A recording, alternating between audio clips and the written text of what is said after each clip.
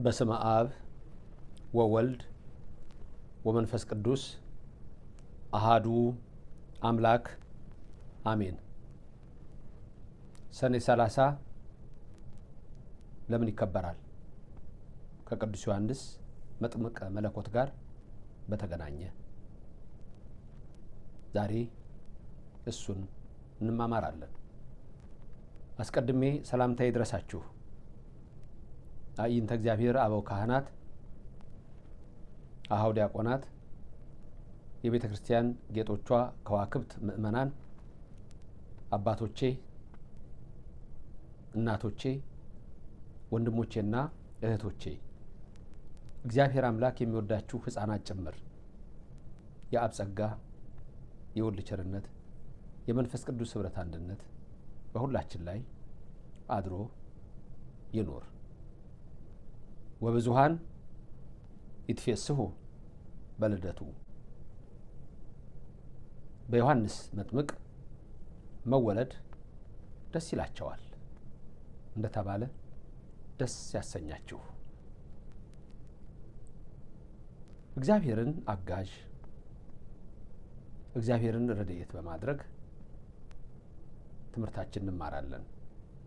የነቢያትን የሐዋርያትን የሊቃውንትን ጉባኤ እንደባረከ የኔና የናንተንም ይባርክልን።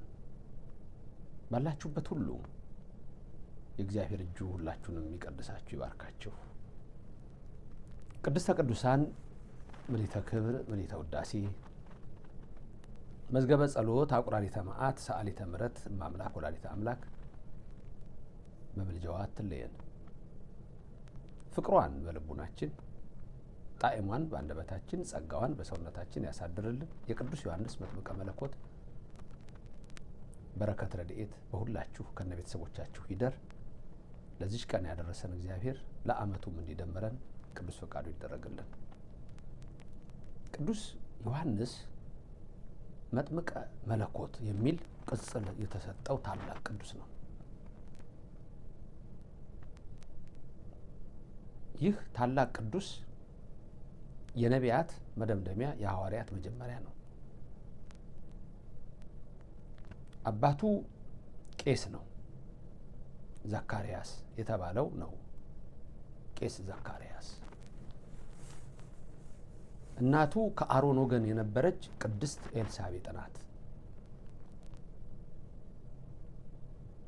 ይህ ዮሐንስ በጣም ድንቅ ነገሮች አሉት። ሲወለድ ሲጸነስ በመልአክ ብስራት ነው የተጸነሰው። ሲጸነስ አባቱ ምልክት ተሰጥቶት ዲዳ ሆነ። ሲወለድ አፉ ተከፈተ። በነገራችን ላይ መጨረሻ ላይ እመጣለሁ። ዘካርያስ አፉ የተከፈተው የተወለደ ቀን ነው ወይስ ሌላ ቀን? እሱን በኋላ ላይ በጣም ቁልፍ ነገር ስላለች እሷን ነግራችኋለሁ። መልካም። ስለዚህ ይህ ቅዱስ ዮሐንስ ጌታችን አምላካችን መድኃኒታችን ኢየሱስ ክርስቶስ እንደሚነግረን ከሴቶች ከተወለዱት ማንም እሱን አያክልም። ከሁሉ የሚያንሰው ግን እሱ ይበልጠዋል ብሎ ከሁሉ ያነሰው ምንውድ በሀበሰ ወትውት በውስተ ሕዝብ የተባለ የተናቀ አምላክ ሲሆን ሳለ የባሪያውን መልክ ይዞ ብሎ ጳውሎስ ሐዋርያ በፊልጵስዩስ 2:8 የተናገረለት ኢየሱስ ክርስቶስ ራሱ ስለ ዮሐንስ ሲናገር እኔ አምላኩ ነኝ ነው የሚለው። ከሁሉ የሚያንስ ይበልጠዋል ያለው ጌታችን ኢየሱስ ክርስቶስ አምላኩ እንደሆነ ለዮሐንስ እየነገረን ነው። ዮሐንስ ደግሞ የእሱ አጥማቂ ሆኖ እንደተመረጠ ነው። ምክንያቱም ሲያጠምቀው ራሱ ምን ብዬ ነው ማጠምቅህ? እንዴት እኔ በአንተ ልጠመቅ ይገባኛል እንጂ እንዴት ነው እኔ አንተን ማጠምቅህ ቢለው ትህትናን እንፈጽማት ጽድቅን እንፈጽማት አለው። ታዲያስ ሌሎቹን በአንተ ስም አጠምቃለሁ፣ ላንተ አዘጋጃለሁ አንተን በምን ብዬ ነው ማጠምቅህ ብሎ ይጠይቀዋል። እንዲህ በል ወልዱ ለቡሩክ ከሳቴ ብርሃን ተሳሃለኒ እያልክ አጥምቀኝ፣ የቡሩክ ልጅ ብርሃን የምትገልጥ ይቅር በለኝ። በዚህ ነው ያጠመቀው። ሰኔ 30 ምንድነው የተደረገው ብለን ስንል ዮሐንስ መጥምቀ መለኮት የተወለደበት ዕለት ነው። ሉቃስ በደንብ አድርጎ ይህንን ይጽፋል። ከአራቱ ወንጌላውያን ቅዱስ ሉቃስ የወንጌላዊ በረከት ይደርባችሁ፣ ሚስጥሩን የገለጸ አምላክ ለእናንተ የሚግለጽላችሁ፣ እመቤታችንን በመካከላችን ትሆንልን። መልአኩ ገብርኤል ነው ወደ ዘካርያስና ወደ ኤልሳቤጥ የመጣው። ወደ እናንተም መልአኩ ይምጣላችሁ። እንዲህም አለ ወይቤሎ መልአክ ይትፍራህ ዘካርያስ እስመ ተሰማ ጸሎትከ ቅድመ እግዚአብሔር። ጸሎትህ በእግዚአብሔር ፊት ተሰምቷልና ዘካርያስ ይትፍራ አትፍራ አለው። ምክንያቱም ጸሎትህ ተሰምቷል። ስለዚህ ኤልሳቤጥ ተወልድ ለከ ወልደ ወንድ ልጅ ትወልድልሃለች፣ ስሙንም ዮሐንስ ትለዋለህ። አሁን የዘካርያስ የኤልሳቤጥ ደስታ ነው። ከዘካርያስና ከኤልሳቤጥ በላይ የክርስቲያኖች ሁሉ እግዚአብሔር የሚያምኑ ሰዎች ሁሉ ደስታ ስለሆነ መልአኩ ይቀጥልና ምን ይላል? ለሱም ይነግረዋል። ወይ ከውነከ ትፍሲተ ወሐሴተ፣ ሐሴትና ደስታ ይሆንልሃል ይልና ከዛ ቀጥሎ ምን ይላል? ወብዙሃን ይትፌስሑ በልደቱ፣ ብዙዎች በዮሐንስ መወለድ ደስ ይላቸዋል። ብዙዎች ጥቂቶች አሉ እንዴ ደስ የማይላቸው? ብዙዎች ደስ ይላቸዋል አለ። ገብርኤል እኮ ነው የሚሰብከን። አሁን ጥበቃው አይለያችሁ፣ አናንያ አዛርያ ሚሳኤልን ያዳነ እናንተንም ከክፉ ይሰውራችሁ። ለዘካርያስና ለኤልሳቤጥ መጥቶ ደስ የሚል ነገር ይነገራቸው፣ ደስ የሚል ነገር ይንገራችሁ መልአኩ እና ወብዙሃን ይትፌስሑ በልደቱ፣ ብዙዎች ደስ ይላቸዋል በዮሐንስ መጥምቅ መወለድ እና ጥቂቶች ደስ የማይላቸው አሉ። እንደውም ብዙዎች ደስ ይላቸዋል አለ እንጂ ብዙነታችንን ሲቆጥረን ሌሎች ደግሞ አሉ ብዙዎች ደስ የማይላቸው፣ ቅዱሳንን የማይወዱ፣ ነቢያት ሐዋርያትን የሚያቃልሉ አሉ እኮ ብዙ። እናንተ ግን አያችሁ ደስ ስለሚላችሁ ዛሬ ሰኔ 30 ተወለደ ብላችሁ ደስ ይላችኋል። እንዴት ታላቅ ቀን ነው! እግዚአብሔር ቅር አይለውም። ገብርኤል ልኮ የሚመሰክረው ራሱ እግዚአብሔር ነው። በገብርኤል የሚናገረው እግዚአብሔር ነው። ገብርኤል መጥቶ ዘካርያስና ኤልሳቤጥን ምንድነው ያለው? ወይ ከውነከ ትፍሲተ ወሐሴተ፣ እነሆ ደስታና ሐሴት ይሆንልሃል። ላንቺም ኤልሳቤጥ ሐሴትና ደስታ ይሆንልሻል። ለእናንተ ብቻ አይደለም። ወብዙሃን ይትፌስሑ በልደቱ፣ ብዙዎች ደስ ይላቸዋል በዮሐንስ መጥምቅ መወለድ። ዛሬ ታቦቱን ይዘን የምናከብረው እልል እያልን የምናከብረው እግዚአብሔር በዚህ በፍጹም አይቀናም፣ ደስ ይለዋል አጥማቂው ሲነሳለት። እነሆ እሱን የሚመስል ማንም የለምና በነቢያት በሐዋርያት በቅዱሳን ሁሉ ያለን በረከትና ረድኤት በኢትዮጵያ ኦርቶዶክስ ተዋሕዶ ቤተክርስቲያናችንና እኛን በሚመስሉ ሁሉ ያለው ሐሴት ይሄ ነው። ወብዙሃን ይትፌስሑ በልደቱ፣ ዮሐንስ መጥምቅ በመወለዱ ብዙዎች ደስ ይላቸዋል። ደስ የማይላቸው አጋንንት አሉ፣ ደስ የማይላቸው ከሃዲያን አሉ፣ ደስ የማይላቸው አላውያን አሉ። እኛ ግን ገብርኤል እንደነገረን፣ እግዚአብሔር እንደመሰከረ፣ በገብርኤል እንደተናገረ ደስ ይለናል። ሰኔ 30 ልዩ ቀን ነው፣ ደስ የሚለን ቀን ነው። ዮሐንስ መጥምቅ ተወልዶልናልና አያችሁ፣ ብዙዎች ደስ ይላቸዋል ተብሏል። ደስ ይበላችሁ። ደስ የማይላችሁ ካላችሁ በሌላ እምነት ሆናችሁ ድንገት ይህን ትምህርት የምትማሩ ሰዎች በቅዱሳን ደስታ በእናንተ ቤት ከሌለ እንድታስተውሉት፣ ይህንን ልብ እንድትሉ ወደ እናንተ ይህንን መልእክቴን አደርሳለሁ። ከዛ ይቀጥልና እስመ አብየ ይከውን ውእቱ በቅድመ እግዚአብሔር። ተመልከቱ፣ ታላቅ ነው ቅዱስ ዮሐንስ በእግዚአብሔር ፊት። አያችሁ፣ የሚያሰክር የአልኮል መጠጥ፣ የማያሰክር ቡና አይጠጣም። ዮሐንስ መጥምቅ ምን ይላል እዚህ? እርሱ በእግዚአብሔር ፊት ታላቅ ይሆናልና የወይን ጠጅ የማር ጠጅ አይጠጣም፣ የሚያሰክርም የማያሰክርም ቢሆን አይጠጣም። የሚያሰክር አልኮል፣ የማያሰክር ቡና። እነዚህ መጠጦች ለሚፈልጋቸው የተፈቀዱ ናቸው። ለባህታውያን ግን አልተፈቀዱም።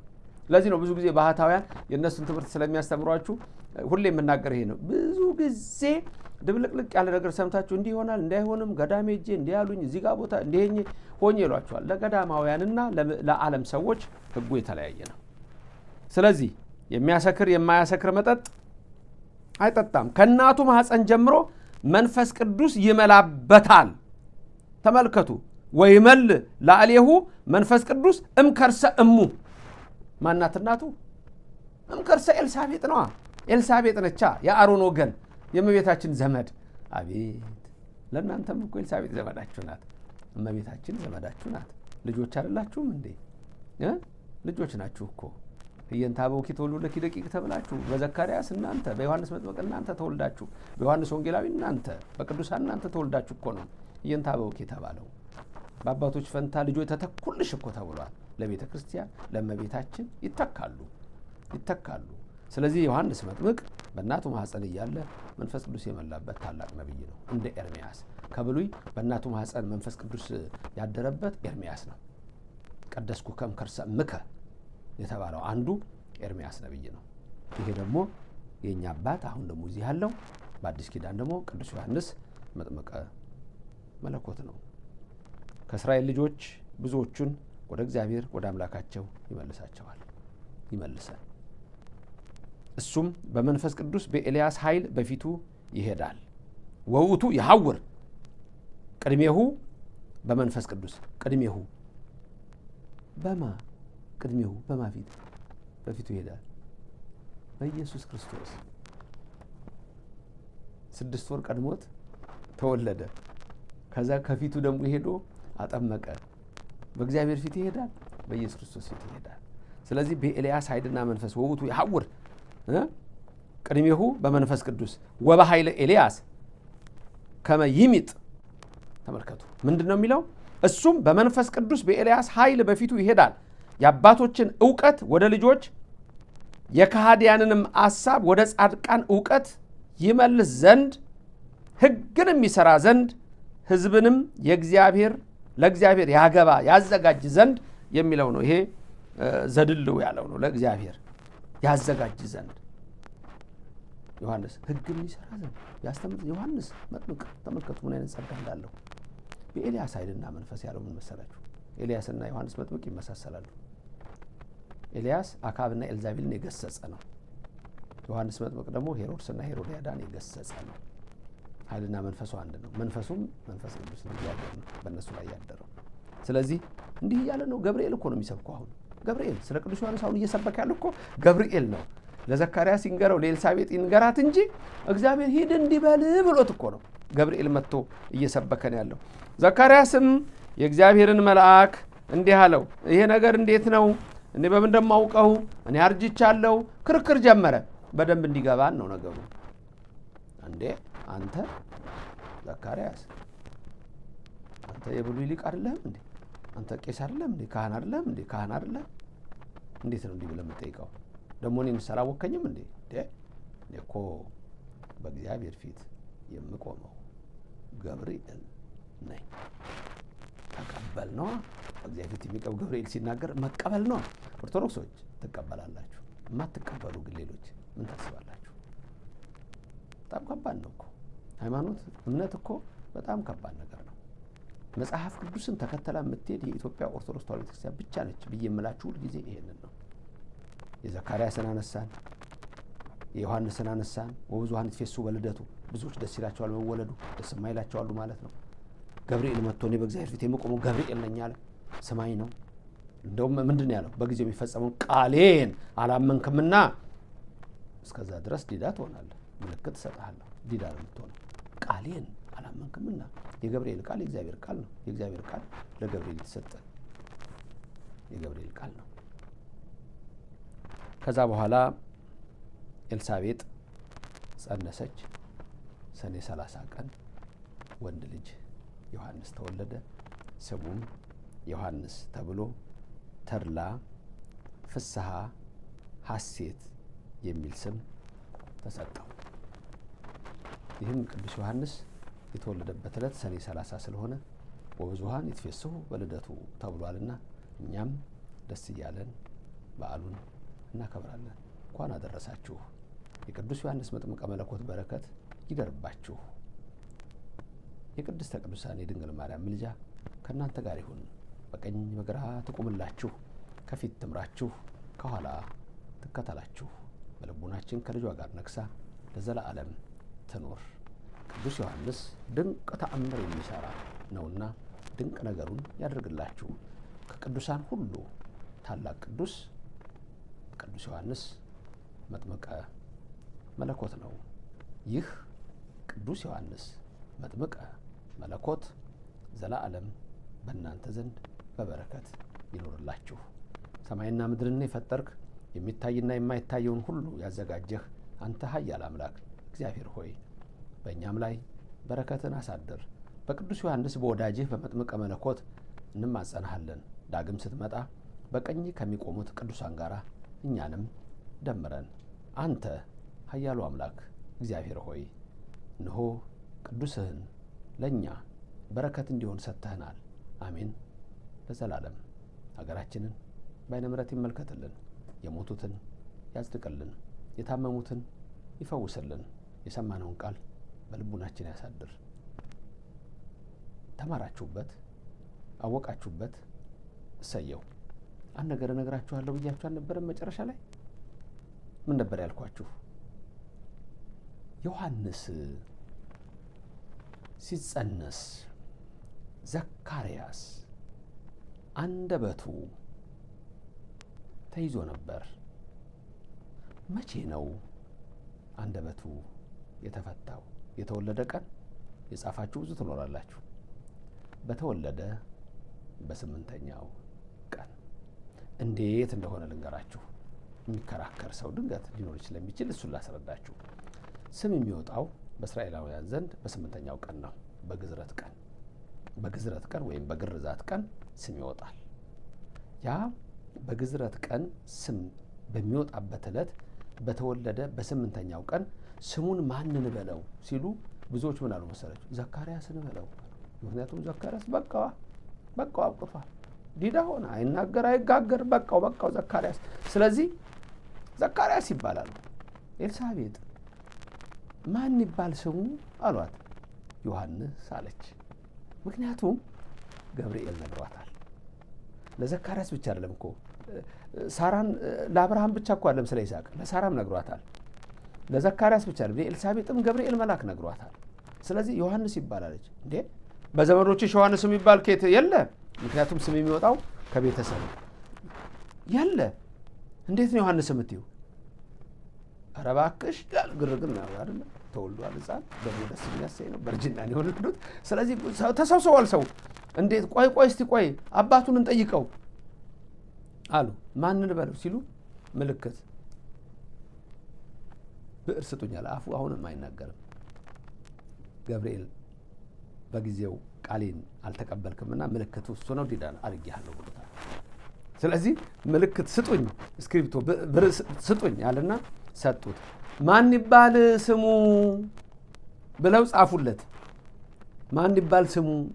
ከዛ እየጻፈ ነው በብዕር።